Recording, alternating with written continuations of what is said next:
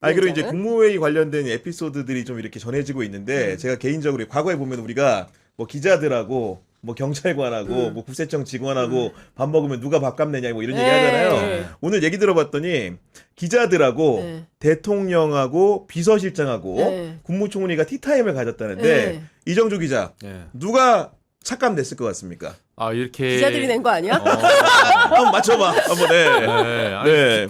기자들 간사단에서 냈을 것 같은데요.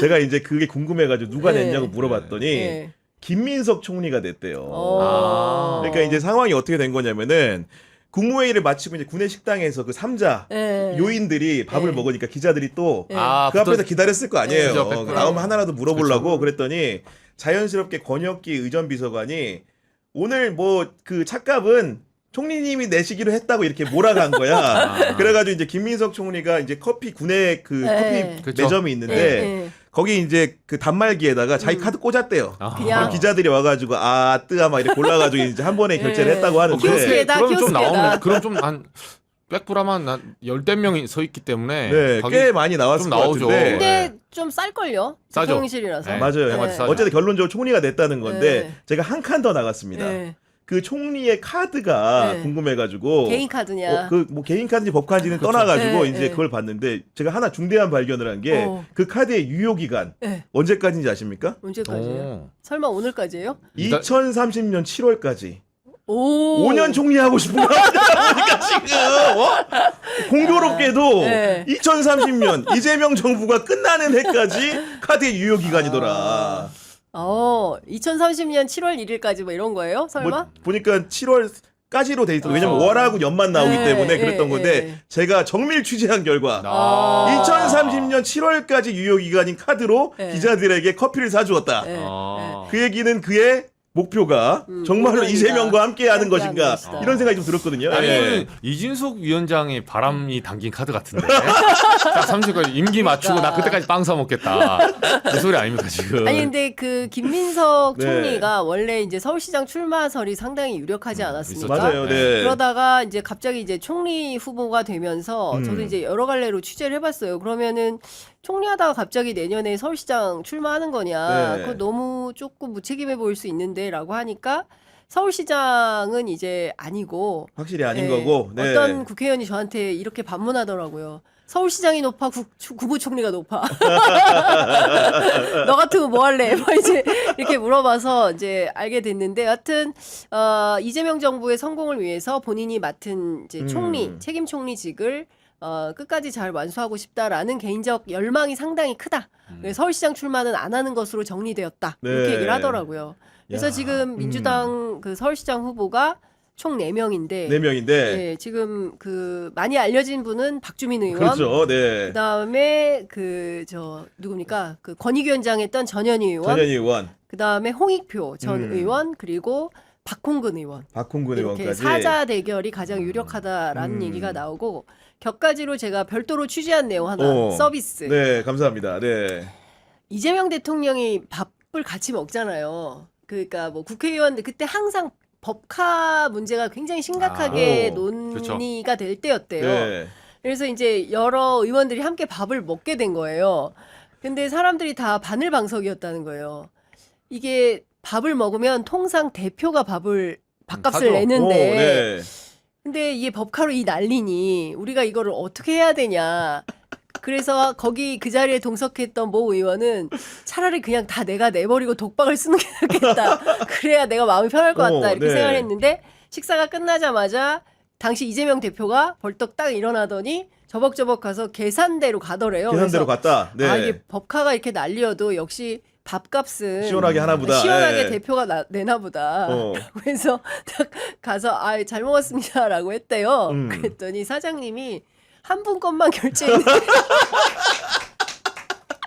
N분의 1로 대표 개인 한 사람 것만 결제를 해서 야, 네. 나머지 의원들이 줄 서서 한 명씩 다 각자 N분의 1로 올바른 계산을 분 하네요. 했다는. 예. 그러니까 뭔가 지금 예. 이제 확실하게 그런 문화를 예, 그런 정착시킨 게 에피소드가. 아닌가 예. 이렇게 그래서 저는 했는데 그 커피도 기자들이 다 개인적으로 줄 서서 한 명씩 할 줄 알았는데 결제할 줄. 이번에는 예. 새로 이제 총리가 그 되었다. 여러 지명이 된 지명돼서 청문회도 마치고 정식으로 이제 네. 활동을 하고 계신 김민석 총리가 내었다. 네. 뭐 이런 말씀 드릴 수 있을 것 같은데 네.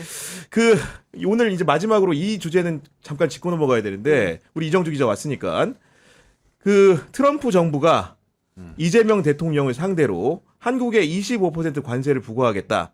이렇게 레터를 보냈고 그리고 8월 1일까지 시한을 준다는 취지로 말했기 때문에 협상 기한은 남아 있는데 여간 좀 돌아가는 걸 보면은 그 짧은 시간 내에 협상이 잘 이루어질지 여러 가지 좀 의문이 들긴 듭니다. 그러니까 지금 여러 설이 좀 나오는데 트럼프 1기 때, 그러니까 가설 1, 2는 네. 첫 번째는 이 시한을 좀 갖고 하는 게 결국은 뭘 더 달라는 거다. 네. 한 달 안에. 특히나 이제 쇠고기 뭐 30개월 양념 이상 이런 부분들이 있고 일본하고 우리한테 똑같이 지금 통보를 했어요.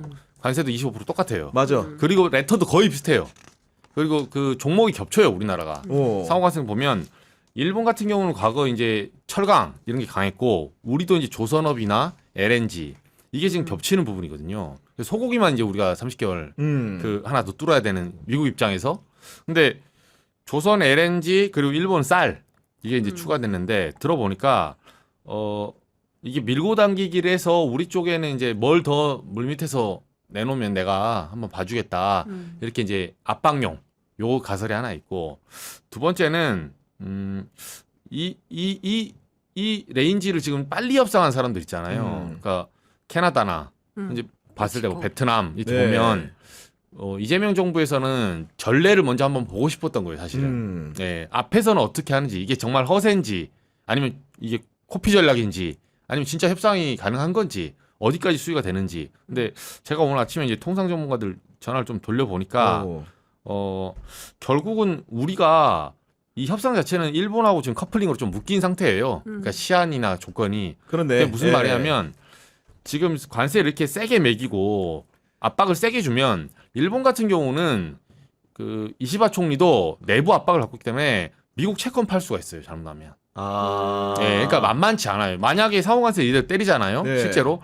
그러면 다우존스나 나스닥이 폭락합니다. 지난번처럼. 네, 그러면 가장 미국 채권을 많이 갖고 있는 나라가 중국, 일본이거든요. 시장에 내놓는 순간에 그러면 흔들리는구나. 네, 예. 관세에서 100원 벌고 채권에서 100원 잃는 거예요, 사실상. 그럼 똑같은 효과인데 주가가 떨어지면 미국은 기업이 주도하는 나라거든요. 네. 우리나라 물론 코스피 3천 중요한데 우리는 이제 태동을 하는 거고 부동산이 메인이에요, 자산이. 근데 미국은 연금 자산이 모두 주식에가 있기 때문에 여기는 그게 흔들리면 정권이 잃어요, 실제로. 우리 이정주 기자는 경제가 더 신뢰가요. 말을 들어보면 경제에 관련된 얘기할 때 아니야. 굉장히 분석적이에요. 아니, 예. 다 전반적으로 진짜 취재를 열심히 하는. 그러니까. 근데 주진우가 진짜 가장 신뢰가지 않습니까? 아니, 주진우 내용이? 취재 자판기야. 누르면 나오네. 그러니까 무엇이든 누르면 나오네. 아니 우리 구 기자가 훌륭하네. 상원 리스크를 싫어해요. 제가 보니까. 경제에는 걸릴 게 없거든. 제가 무슨 일본 채권 한다고 해서 소송이 경향 TV에 올 리가 없어요. 그렇지. 아무리 트럼프 비판한데 네, 트럼프가 소송 걸겠냐고요. 네, 트럼프가 경향 TV 보면 땡큐죠. 그리고 저는 이번 기회에 그리고 이거는 한번 따져봐야 될 게 한덕수 대행일 때 미국하고 어떤 협상을 했는지를 그렇죠. 국민들은 너무 궁금하다. 네. 그런 얘기들 알 권리가 좀 있지 않습니까? 맞습니다. 사실은 그 한덕수 최상목 커플이 네. 지난 겨울에 한 일이 무엇인지 우리도 전혀 예상하지 못하는 엄청난 또 어음을 또 발행하고 온 건 아닌지 네. 그걸 또 갚느라고 우리가 허덕허덕 해야 되는 것은 아닌지 사실은 그게 제일 걱정인 거죠. 근데 전혀 예상하지 못하고 갔는데 야 전 정부에서 이거 니네 약속하고 갔거든? 라고 하면서 청구서를 네. 딱 디밀 때 이걸 또 아니라고 야 우리나라 거 아니야 이럴 수도 없는 지경 아닙니까? 그리고 뱉어놓은 건 또 책임을 져야 되는 이런 국가 간의 신뢰와 약속 이런 게 있는 게 아니겠어요? 네. 그래서 사실은 그 블랭크가 무엇으로 채워질지가 사실은 제일 걱정인 것이고 많은 통상 전문가들이 걱정하는 게 농산물 시장 개방 중에도 우리하고 겹치는 품목들을 개방하라고 요구할 때 이제 앞서 그 30개월령 이상 사실 이거는 이명박 정부 때 여중생들이 막아준 거예요. 네. 그분들이 지금은 다 30대 그렇죠. 네. 엄마들이 됐을 텐데 그때 여중생들이 촛불 들어가지고 안전한 소고기 먹을 수 있게 전 국민을 위해서 함께 집회를 해준 그렇습니다. 겁니다. 근데 이제 소고기뿐만 아니라 지금 뭐 사과, 감자, 복숭아, 감귤 뭐 이런 거 있잖아요. 이런 것까지 개방을 하라고 압력을 넣을 때 우리가 좋아요. 체리, 블루베리 이런 거 미국산 먹겠어요. 오렌지 이거 미국 거 먹겠어요. 그런데 딸기, 복숭아, 감자, 사과 이런 거는 사실 우리 게 더 맛있거든요. 네. 그래서 시장 경쟁력이 없는데 그럼에도 불구하고 미국이 야 니네 이거 덤핑으로 사가라고 했을 때 또 안 사올 수도 없고 이렇게 되면 또 우리 농민들이 네. 우리 농민 다 죽는다 하면서 또 트랙터 몰고 나옵니다. 이럴 때 이재명 정부가 어떻게 해야 될지 이게 제일 큰 문제고 또 하나는 온라인 플랫폼과 관련해서 디지털 시장 개방 압력인 그렇습니다. 건데 네. 이거는 사실 우리 기업들한테도 상당히 부담이 되기 때문에 한미 정상회담 앞두고 이 의제들을 조율하는 게 굉장히 큰 난제다. 근데 지금은 뚫릴 것 같은데 이런 분위기더라고요. 네. 아니 그래서 제가 이제 지난 정부에 대해서 이제 물어야겠다고 하는 이유 중에 하나가 뭐냐면은 사실은 보수 정부가 되게 세련되고 치밀하게 일할 것 같다는 편견이 일부 있잖아요. 네. 보면은 민주정부 같은 건 좀 진보적이고 진취적 벙벙하고. 개혁적으로 한다 이런데 제가 이거 뭐 조그만 단독이나 취재를 좀 해봤는데 오 단독. 그러니까 그 진행자 우리가 단독. 산업재무장관 2+2 회담하러 갔잖아요. 같이 미국에. 네. 세상모하고 이제 가셨던 분들을 통해 경험에 들은 얘기인데, 그러니까 그 미국에서는 재무장관이 스콧 베센트라는 재무장관이 나오는데 네. 이분한테 이제 선물을 우리가 갔으니까 할 거 아니에요. 미국하고 이제 협상을 해야 되니까 어쨌든간에 가서 하는 거고 준비해서 가는데 준비해서 내민 선물이 뭐였냐? 당시 산업부 측에서 뭐 장관이 당연히 줬겠죠. 네. 설화수를 줬다는 거예요. 네? 설화수. 아, 그 화장품. 설화수. 여성 안덕근이? 그 산업부 네, 장관이 산업부 스콧 장관이? 베센트한테 재무장관한테 미국 재무장관한테 줬다는데 뭐 이상하진 않죠. 우리가 들었을 때는. 근데 여기서 치명적인 오류가 있었던 게 스콧 베센트는 미국 공화당 최초의 성소수자 내각 관료예요.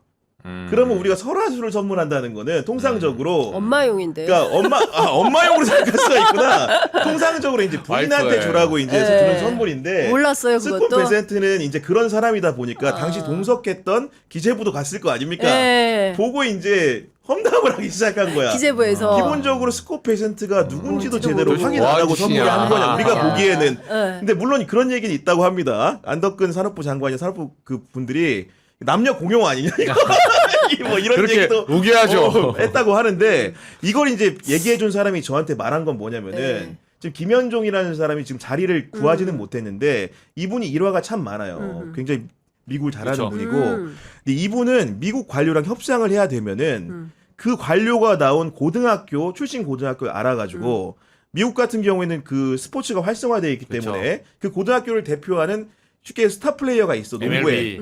농구에 있다고 치면은 올타임 레전드라고 불리는 농구 선수를 찾아가지고 농구공에다가 사인을 받아서 그 강요한테 준대요.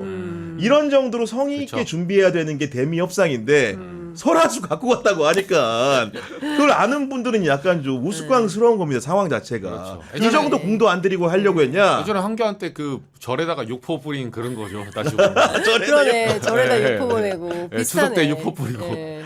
아니 아무튼간에 네. 그 8월 안에 좀 네. 이렇게 우리 정부가 치밀하게 협상해가지고 1일에 좀 일본보다 관세가 1% 포인트는 좀 낮게 나와야지 우리 국민들이 좀 수긍하지 않겠습니까 지금? 그 실제로 네. 미국에서 원하는 게 이제 조선인 거잖아요. 네. 제일 원하는 게 조선 기술과 관련된 건데 이게 사실은 정보 보안 문제가 제일 큰 이슈인데 이걸 어느 정도나 서로 담보할 수 있을지 네. 이게 제일 관전 키포인트라고 하더라고요. 네. 아무튼간에 이제 마무리를 해야 되는데 제가 생각이 짧았던 거는 어머니한테 선물하라고 했을 수 있는 거구나. 그러네요. 아 내가 너무 이렇게 단견이었다 또 선배 얘기 아니 듣고 보니까. 왜냐하면 네. 설화수가 좀 연령이 맞아요, 있는 맞아요. 분들이 네. 쓰시고 제가 알기로 설화수는 업무가 없는 걸로 알아요. 해라는 있어도. 아 그렇구나. 저도 네. 썰어서 네. 업무는 처음 들어봅니다. 그러니까 못 들어봤어요 네. 저도. 네. 알겠습니다.